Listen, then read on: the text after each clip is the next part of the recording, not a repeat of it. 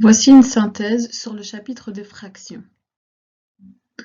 Premier point à aborder, c'est le signe d'une fraction. En rappel, je dis qu'une fraction est une division. En effet, quand nous avons par exemple 2 tiers, c'est la même chose que 2 divisé par 3. Si j'ai 12 demi, c'est la même chose que 12 divisé par 2, et donc ça nous fait 6. Alors, comme pour la multiplication, la règle des signes s'applique à la division et donc aux fractions, puisqu'une fraction est une division. Donc, pour savoir si une fraction est négative ou positive, nous allons calculer le nombre de signes moins. Premier exemple, moins 12 cinquièmes. J'ai uniquement un signe moins, donc la fraction est négative. Dans le deuxième exemple, j'ai ici 2 signes moins, donc la fraction est positive.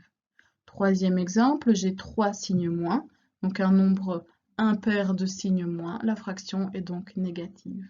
Enfin, dernier exemple, 21 sur moins 6, j'ai un signe moins qui se trouve au dénominateur, et donc la fraction est négative. À savoir que lorsque nous allons écrire une réponse, donner une réponse à un calcul, le signe moins, par convention, ne se met jamais au dénominateur. Le deuxième point de la synthèse est encadrer des fractions. Alors très souvent, on demande d'encadrer des fractions par 2 entiers consécutifs. Il est donc important de d'abord maîtriser la notion d'entier. Quels sont les entiers? Eh bien tout simplement, on a 0, 1, 2, 3, 4, etc., etc. Mais nous avons aussi les nombres moins 1, moins 2, moins 3, moins 4, moins 5, etc., etc. Donc nous avons d'un côté les entiers positifs et de l'autre les entiers négatifs. La notion de consécutif est également à savoir, deux nombres consécutifs sont tout simplement deux nombres qui se suivent. Par exemple, moins 2 et moins 1 sont deux entiers consécutifs. 2 et 3 sont deux entiers consécutifs. Alors pour encadrer des fractions, nous pouvons encadrer des fractions positives. Par exemple, 12 cinquièmes. Comment allons-nous faire pour encadrer 12 cinquièmes par deux entiers consécutifs? Eh bien, tout d'abord, nous allons regarder le dénominateur. Et nous allons faire la table ici de 5. 5, 10, 15, et nous allons nous arrêter à 15, car notre référence est le numérateur. Ici, c'est 12. Nous n'allons donc pas avoir besoin de ce qui va au-delà de 15. Alors 5, on sait que c'est 1 fois 5. 10, c'est 2 fois 5. 15, c'est 3 fois 5. 12, le numérateur, se situe entre 10 et 15. Donc pour encadrer ma fraction, je vais regarder 10, qui est le plus petit des deux nombres entourés, et c'est 2 fois 5. Donc mon premier nombre qui encadre la fraction est 2. Par logique, comme on cherche deux nombres entiers consécutifs, le deuxième va être 3. Donc on vérifie, comme 12 est bien entre 10 et 15, le plus grand des deux nombres ici c'est 15, ça équivaut à 3 fois 5, et 3 est donc bien le deuxième nombre qui va encadrer la fraction 12 cinquièmes. En ce qui concerne l'encadrement de fractions négatives, nous allons faire exactement le même procédé que pour les fractions positives. À la différence que, donc pour les fractions positives, nous avons obtenu 2 et 3 qui encadrent moins 12 cinquièmes. Alors ici, la différence, c'est qu'on encadre une fraction négative. Donc, on va non pas encadrer 12 cinquièmes, mais moins 12 cinquièmes. Une fois que cela est fait, nous allons inverser les deux nombres trouvés. 2 et 3 changent de place et nous allons mettre un petit moins devant chacun de ces deux nombres. Donc pour encadrer une fraction négative, il faut d'abord encadrer l'opposé de la fraction. Troisième point, comparer des fractions. Un premier type de fraction qu'il est possible de comparer, c'est une fraction négative avec une fraction positive. Ça va de soi que dans ce cas-là, la fraction négative est plus petite que la fraction positive. Donc première chose à faire quand on vous demande de comparer des fractions, c'est d'observer le signe de la fraction. Deuxième cas possible, on peut soit comparer des fractions positives et troisième cas possible, des fractions négatives. Pour comparer des fractions positives, première possibilité, les fractions ont le même dénominateur. Deuxième possibilité, les fractions ont le même numérateur. Troisième possibilité, les fractions n'ont rien en commun, ni le numérateur, ni le dénominateur. Alors en ce qui concerne la première condition, donc les fractions ont le même dénominateur. Par exemple, 3/25e et 5/25e.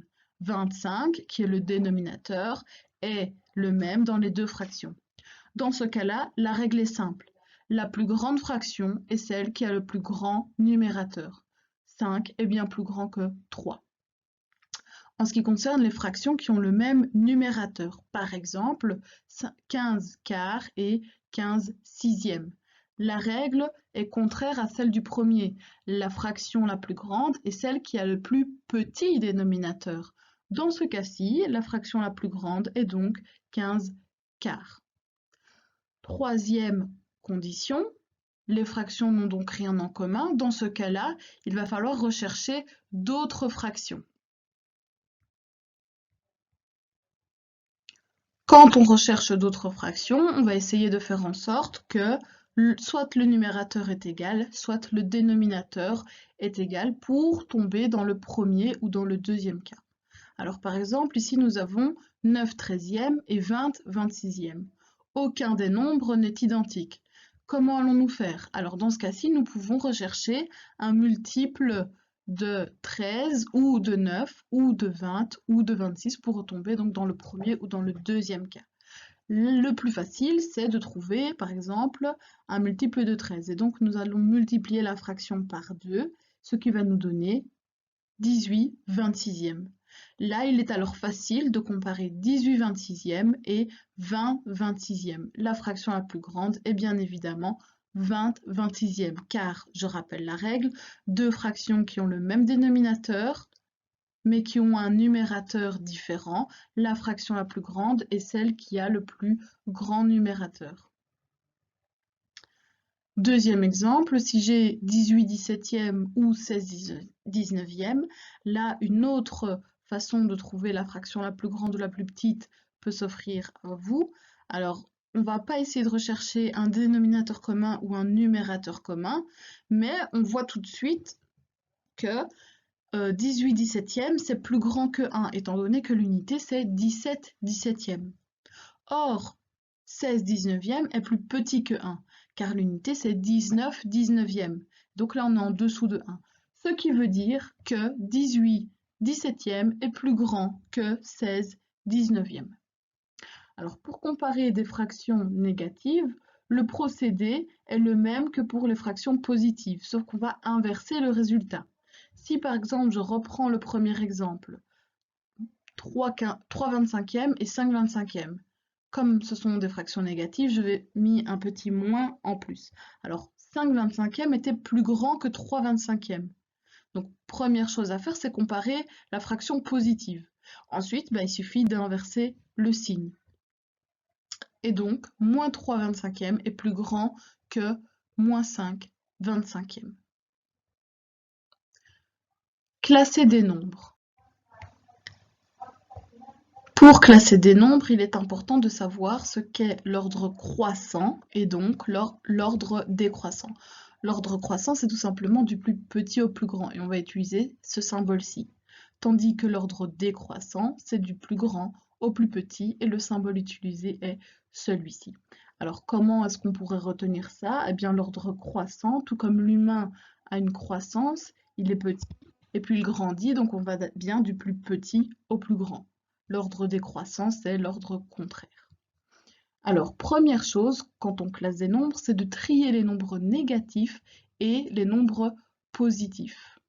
Bien sûr, un nombre négatif est plus petit qu'un nombre positif. C'est pour ça que ça va nous aider lorsqu'on doit trier les nombres, classer les nombres. Deuxième chose, il faut convertir les nombres dans le même langage. Ça veut dire que si on a des nombres décimaux et des fractions, on va essayer de faire en sorte que tous les nombres soient soit décimaux, soit des fractions. Alors le plus facile pour comparer des fractions, pour comparer des nombres, pardon, c'est justement voilà, d'utiliser des fractions. Alors petit exemple, je vous demande de classer dans l'ordre décroissant les nombres 0,3, moins 5, 2 cinquièmes, moins 0,2 et moins 2,5. Première étape, nous avons dit, c'est trier les nombres négatifs et les nombres positifs. Dans les nombres négatifs, nous avons moins 5, moins 0,2 et moins 2,5. Il nous reste pour les nombres positifs 0,3 qui va aller avec 2 cinquièmes. Alors, pour classer les nombres, en ce qui concerne les nombres négatifs, ils vont se situer tout à droite de mon classement, étant donné que nous sommes dans un classement de nombres par ordre décroissant, les plus petits vont se trouver tout à droite, comme écrit dans l'encadré en haut à droite. Le plus petit nombre est donc moins 5. Alors là, c'est facile puisque ce sont tous des nombres décimaux. Nous avons ensuite moins 2,5 qui est un peu plus grand et moins 0,2 qui est encore un peu plus grand puisqu'on se rapproche de 0. En ce qui concerne les nombres 0,3 et 2 cinquièmes, pour pouvoir les comparer, savoir lequel est le plus petit ou lequel est le plus grand, nous allons là convertir les nombres dans le même langage. C'est le point 2. Alors 0,3 c'est facile, c'est 3 dixièmes. En fraction, il est facile à exprimer. 2 cinquièmes et 3 dixièmes, il est difficile de les comparer directement. Donc 2 cinquièmes, nous allons également le transformer et le mettre en dixièmes, ce qui nous donne 4 dixièmes. Là, nous pouvons donc facilement comparer. La fraction la plus grande est celle qui a le plus grand numérateur. Donc 0,3 va être le plus petit nombre et 2 cinquièmes va être le plus grand nombre. Voici la réponse finale.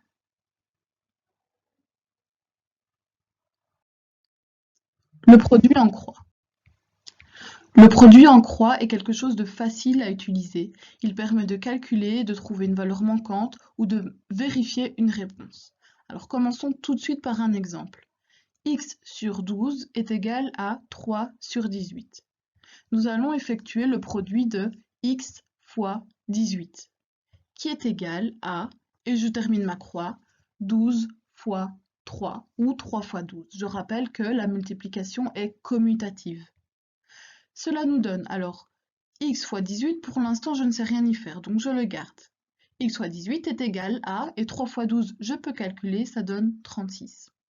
Là on est un peu dans la résolution d'équation, et pour trouver la valeur de x, nous allons diviser 36 par 18. Donc nous avons toujours l'égalité.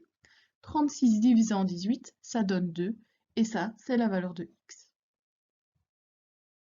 Avant de rendre une fraction irréductible, il est important de savoir que le signe n'a aucune influence sur la réponse finale. Tout ce qu'on peut faire, c'est simplifier les signes. Donc par exemple, comme ça a été expliqué plus tôt dans la synthèse, si j'ai 3 signes moins dans ma fraction, on peut bien sûr en écrire que 1. La fraction ici dans les deux cas est négative. Alors, pour rendre une fraction irréductible, il suffit de diviser le numérateur et le dénominateur par le plus grand commun diviseur. Si ce n'est pas possible à faire immédiatement, si on a du mal à effectuer cette étape, ça peut être fait en plusieurs étapes. Par exemple, si j'ai 120 sur 260, là on voit tout de suite qu'on peut diviser le numérateur et le dénominateur par 10. Donc ça donne 12 sur 26. Ensuite, on va se demander si on peut encore aller plus loin et simplifier 12 et 26. Eh bien oui, on peut les diviser par 2, ce qui nous donne 6 et 13. Est-ce que cette fraction est irréductible? Est-ce que là, je peux encore la réduire ou pas? Eh bien, dans ce cas-ci, nous ne pourrons plus, donc c'est la réponse finale, car 13 est un nombre premier, donc on sait qu'il n'est divisible que par 1 et par lui-même.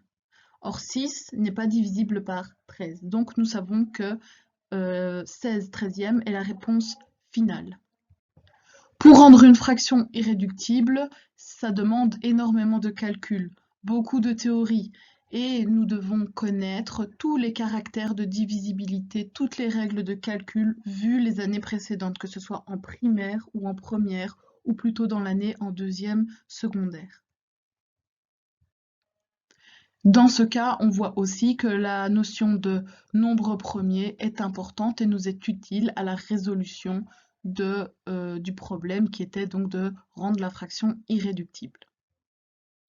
Alors, quelques particularités pour les fractions. Quand on a 0 sur n'importe quel nombre, donc quand on a une fraction dont le numérateur vaut 0 et que le dénominateur représente n'importe quel nombre, la fraction vaut toujours 0. La fraction sera nulle.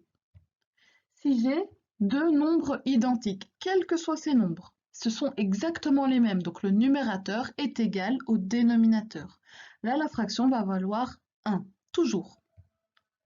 Quand j'ai le numérateur et le dénominateur qui sont des nombres opposés, ma fraction vaut moins 1.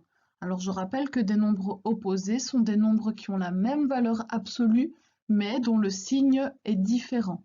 Par exemple, 2 et moins 2 sont des nombres opposés. 4 et moins 4 sont des nombres opposés. Moins 10 et 10 sont des nombres opposés. Dernière petite particularité des fractions, quand j'ai un nombre, n'importe lequel, ici représenté par une éclair, sur 1, ma fraction vaut toujours le numérateur. Donc quand j'ai un numérateur qui vaut n'importe quel nombre et le dénominateur qui vaut 1, ma fraction est égale à son numérateur. Dernier petit point de la synthèse, c'est trouver la valeur de l'inconnu.